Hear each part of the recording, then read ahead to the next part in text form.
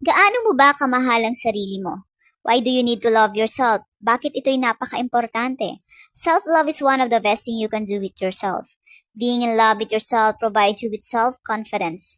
Having self-worth, it will generally help you feel more positive. Mas madali rin magmahal ng iba kung mahal na natin ang ating sarili.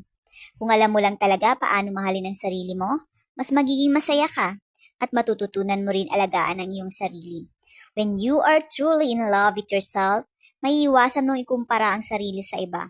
Ang mga tao ay may iba't ibang opinyon o komento. Ang mahalaga, binabago mo ang iyong sarili para sa ikakagaan ng iyong buhay. Loving yourself ay hindi madali.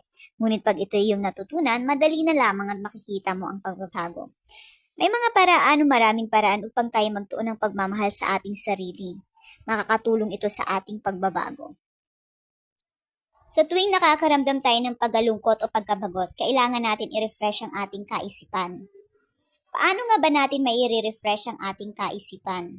Number 1, lumabas ka mag-isa. Subukan mong lumabas mag-isa, yung bang may mga bagay na para lang sa'yo. Solohin mo ang pag-aaliw. Marami kasi sa atin na gusto ang sama-sama para mas lalong mag-enjoy. Mahalaga rin na bigyan natin ng oras ang ating sarili para mag-relax, yung bang hindi ka magsasalita dahil gusto mo lang i-release kung anong nasa isipan mo. Gamit lamang ang iyong kaisipan. Sa pamamagitan nito, natututunan mong i-enjoy ang iyong sarili ng mag-isa at makaramdam ng kumpiyansa sa iyong sarili. Pwede kang manood ng sine ng ikaw lang, kumain sa labas ng ikaw lang. Ang pagmamahal sa sarili ay nagdudulot ng confidence. Lumabas ka sa comfort zone. Subukan mong gumala ng mag-isa upang makalanghap ng sariwang hangin. Mag-appreciate ang paligid. Mamangha ng kagandahan ng creation ni God. Isa sa mga bagay na natutunan ko sa tuwing may iniisip ako o pasanin sa buhay, makakapagpagaan ng lumabas o gumala mag-isa. Subukan mong tingnan ang mga tao sa paligid mo. Sa bawat isa, may kanya-kanyang problema, ngunit lumalaban at nagpapatuloy. Nakangiti kahit nahihirapan. Dahil sa pagmamahal sa sarili, kaya patuloy na lumalaban. Number 2, patawarin mo ang iyong sarili. May mga pagkakataon sa buhay natin nagkakamali tayo sa mga desisyong ating ginagawa na nagdudulot sa atin upang bumaba ang ating confidence. Maaring ang pagkakamali natin ang nagiging hadlang sa ating pagiging aktibo sa gawain, nagdudulot ng pagkawala ng ating sigla, o malalim na isipin sa ating pang-araw-araw na pamumuhay. Patawarin mo ang iyong sarili, isipin mong laging malawak ang pagkakataon upang maiayos ang iyong pagkakamali. Bumawi ka, o gumawa ng mga bagay na magdudulot ng may panibagong pag-asa. Ang pagpapatawad sa sarili ay daan sa buhay na may kapayapaan. Lahat naman tayo nagkakamali. Ang mahalaga, yung aral na ating natututunan sa ating pagkakamali. Kung paano natin isasaayos ang lahat. Maaaring sa tuwing tayo ay nagkakamali, hindi na naaayon ang kapatawaran na ating nagawa sa iba. Maaaring hindi tayo nila mauunawaan at tanggapin sa ating nagawa. Ang mahalaga, ating hiningi sa kanila ang kaayusan. Yakapin natin ang ating kamalian at maging aral ito sa atin na ingatan ang ating mga desisyon sa ating sarili o kapwa man. Number 3, bigyan mo ng time out ang iyong sarili. Mag-reflect. Give yourself a break. Natural lang na mapagod, basta wag lang sobra. Having a break from a chaos of life is a great way to love and care for yourself. Number 4, bahala na sila. Hindi ito nangangahulugan ng kawalan ng pakialam sa emosyon ng ibang tao. Ibig natin sabihin ay palagi na lang natin ginagawa ang mga bagay para sa iba.